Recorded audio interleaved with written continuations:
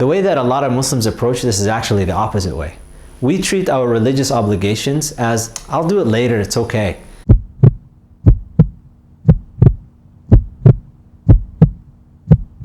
Assalamu alaikum.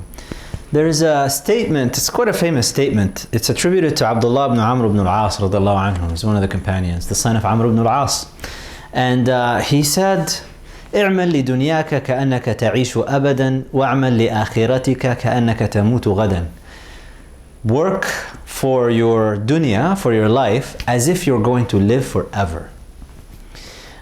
Yet at the same time, work for your next life, the akhirah, as if you're going to die tomorrow. This is a profound statement because it sets up a particular psychology and an approach to life. اعمل لدنياك كأنك تعيش أبدا. Build and work through this life as if you're going to stay here forever. That's the first half of this statement. What does that mean? Well, number one, the obvious meaning of build and build empires, build whatever. I mean, contribute, do scientific discoveries, build things, do whatever, you know, build a big business, make a lot of money, do all of these things, do a lot of structure buildings and stuff. I mean, do a lot of things as if like this is it. You know, this is the one and only. This is how you should approach it. At the same time, so that's the apparent meaning of it. And at the same time, work for the next life as if you're going to die tomorrow. In other words, give charity, pray, do dua, read Quran, do all of these things as if you're going to die tomorrow. I mean, if most of us Muslims at least recognize that if you, for however means, somehow it became revealed to you that you're going to die tomorrow, a lot of us are going to just engage in a lot of prayer and a lot of Quran recitation and dua and stuff, right?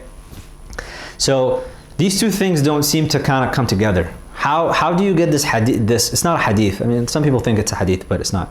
How do you get these two portions of the statement together at the same time? Well, this is how you do it. اعمل لدنياك كأنك تعيش أبدا. Work for this world as if you're going to live forever means, well, build and do all of these things, but if you miss something, if you don't get to it today, don't worry about it. It's fine. Get to it tomorrow. It's all good.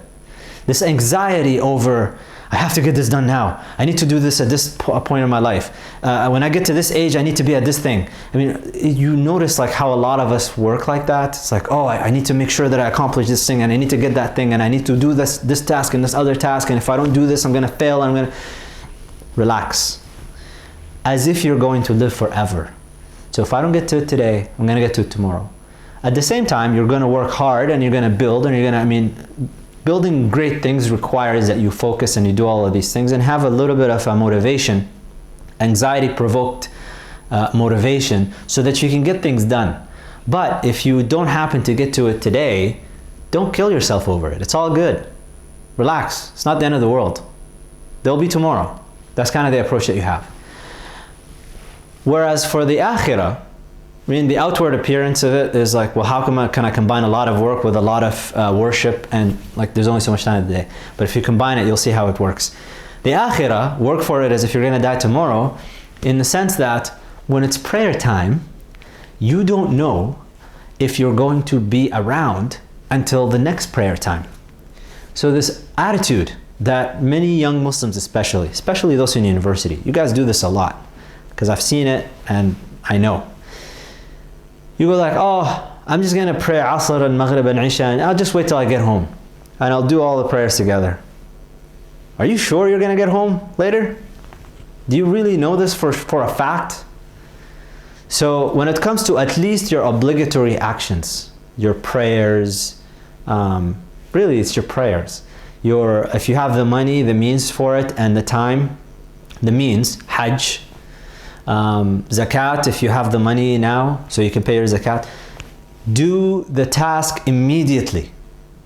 So if it's dhuhr time, and you're not in the middle of class, but you have a little bit of a break, you need to go and get that done right away. Asr, Maghrib, you don't wait till the end of the day. You don't treat it like, oh, if it's not the end of the world, I'll just do it later. The way that a lot of Muslims approach this is actually the opposite way. We treat our religious obligations as, I'll do it later, it's okay. Oh, Hajj, it's fine. I got the money, I got the means, I got all that stuff. I'll wait, I'll do it later when I'm older.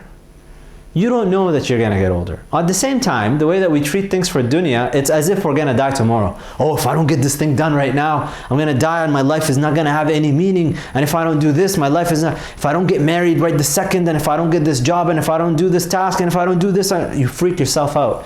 So the attitude should be the other way around. If I don't do it now, it's fine, I'll do it later. I'm a hard worker, I got a lot of things done today, it's all good.